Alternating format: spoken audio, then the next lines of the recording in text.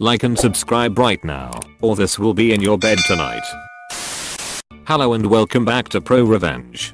Before we start, please scroll down and click like and subscribe. This means that you will get more videos from me. Please like and subscribe with notifications on, and it will really help me out. Thanks. Threatened me on a dating app? Watch while your life crumbles around you. Obligatory LTLFTP. Bear with me, as this might get long. I'm also on mobile, so excuse the formatting. My revenge came in two parts, one petty and one pro.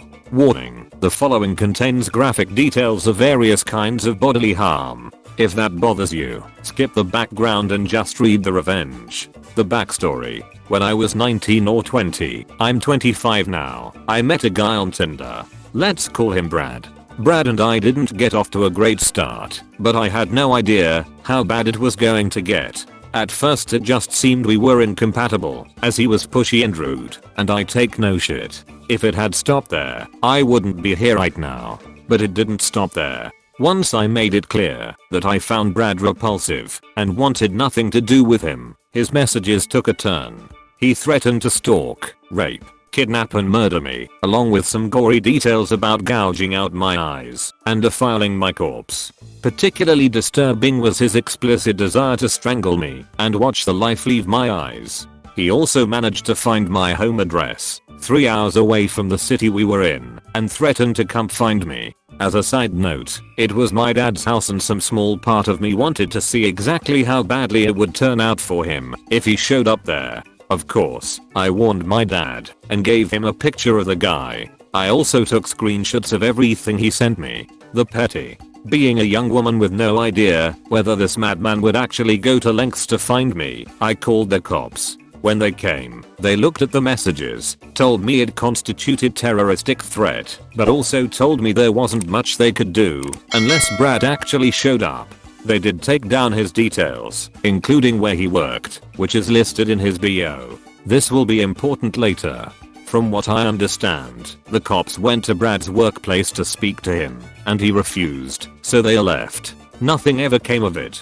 For the second part of the petty, I found his Facebook. Again, don't put your freaking workplace on all of your social media. I snooped around and managed to find a couple of his family members. I sent them all the screenshots along with an explanation of what happened. I didn't hear back for a few days, but when I did, it was from Brad's mom.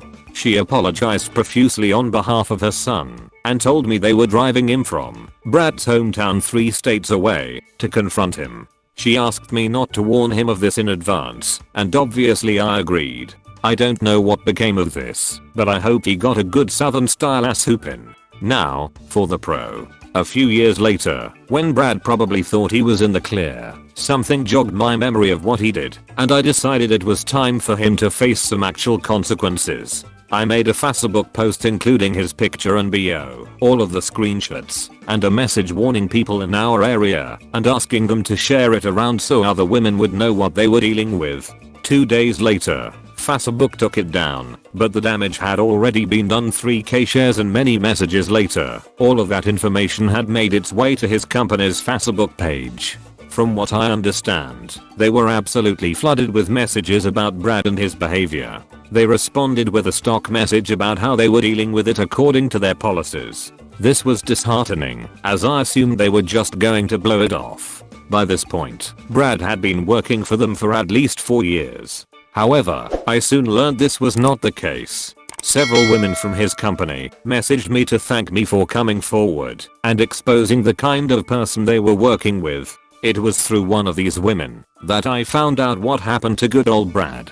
He was called into a meeting with his boss, Bowers, and the CEO of the company. As a side note, this is a multinational company and the CEO is a woman. They did not take the situation lightly. Within 2 days of posting on Facebook, Brad had been fired and escorted off the premises by armed security. In the end, Brad got what he deserved, and now he has a massive blank spot on his resume, as this company was his first job out of college and he can no longer get a letter of recommendation from them. As far as what became of him, I don't know. I never heard from him again, though I did get a message from his grandma telling me that what I was doing is illegal lol. TLDR, man threatens me with graphic violence on a dating app. I inform the cops and his parents, and a few years later I got him fired from his job, leaving a huge blank space on his resume that will be hard to explain. Edit. Thanks for gold. Can't drive through that TLDR at bottom. On mobile. Not my revenge, but I witnessed it.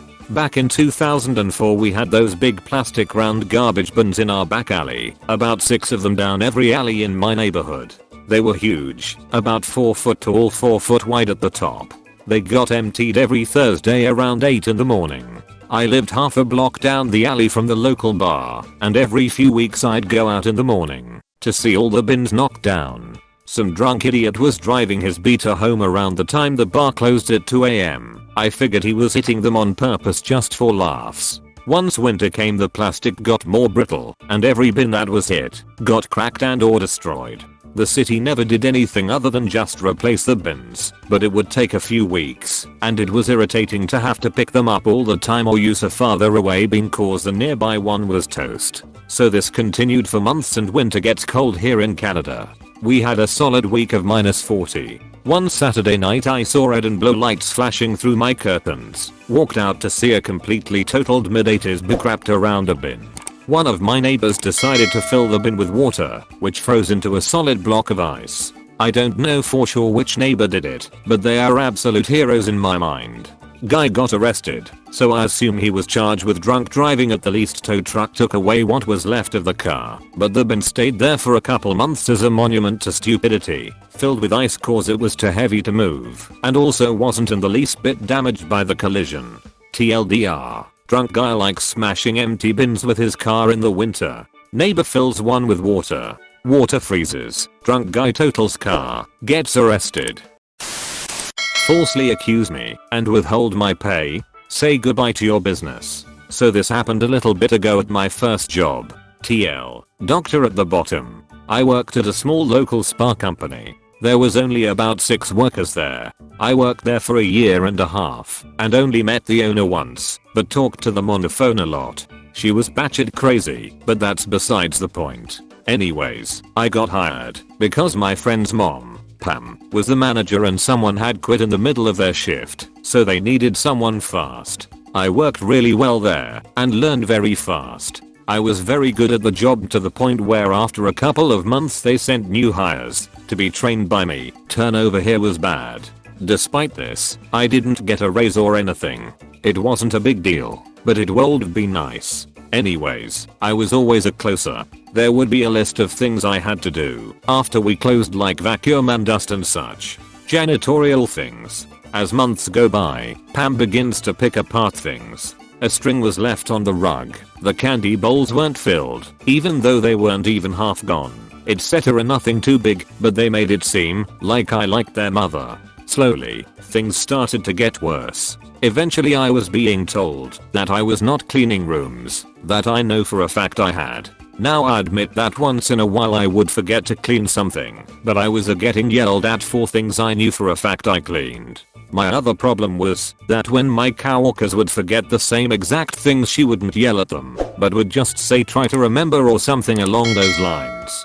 Eventually, Pam got other coworkers to lie so that she could report me to the owner. Many days I came right from school and would be wearing jeans.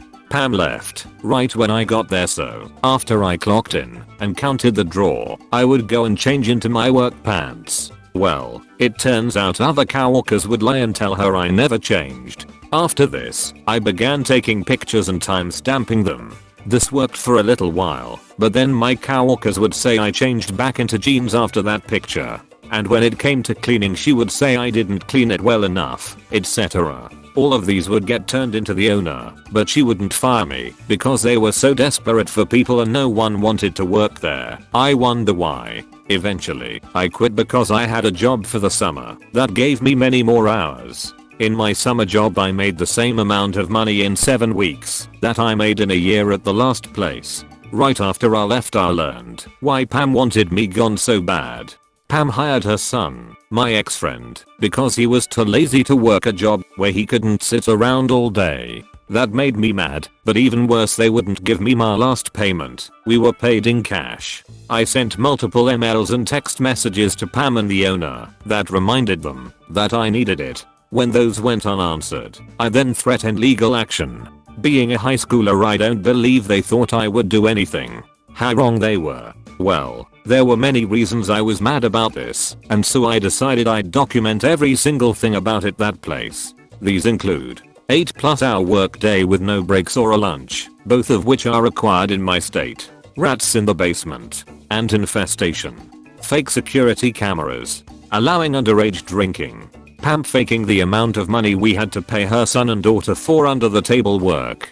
Child labor. Pam's daughter was not old enough to work. Not fixing things like building framework, mold, etc. Allowing temperatures to go above and below the legal limit. On bad days it was above 100 or below 50 inside.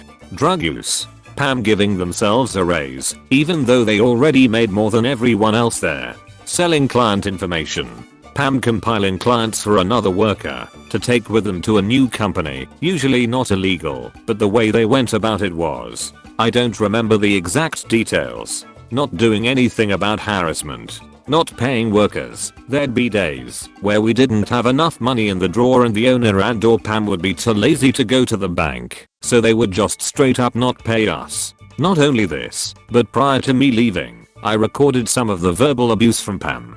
Believe it or not, I even got them to admit to making false write-ups on me. There was more, but I can't remember what else right now. Anyways, I compiled all of this and sent it in an email to OSHA. Shit went down. In the end, both Pam and the owner were served with some hefty fines and Pam is even facing jail time right now for fraud. The owner had to shut down their business and sell it. I don't know if the owner is facing any jail time. I also emailed every spa within 50 miles so the owner, Pam, and some coworkers have been blacklisted from working within an hour of where we are located.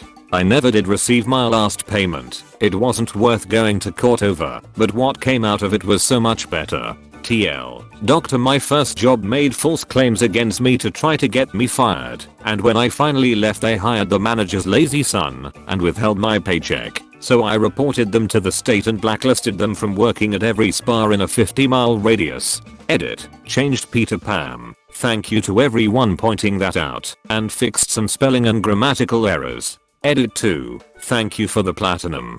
3.